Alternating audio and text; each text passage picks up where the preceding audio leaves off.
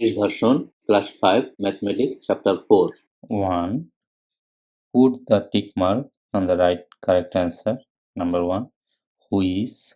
So 1 is the mixed form of the function 17 by 5. That means 17 if we divide it by 3, 15, 2. That means 5 by 2. Then answer C equal to 3, 5 by 2. Number 2, who is one of the following factor is largest? 3 by 4. That means one component 100% if we divide it by 4 by 3.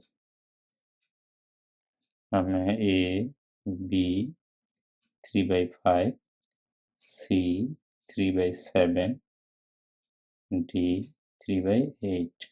Here is the right answer 3 by 4. Answer A 3 by 4.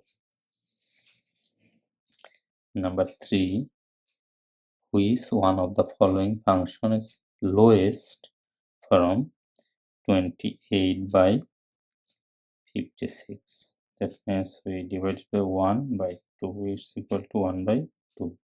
That means D is the right answer 1 by 2.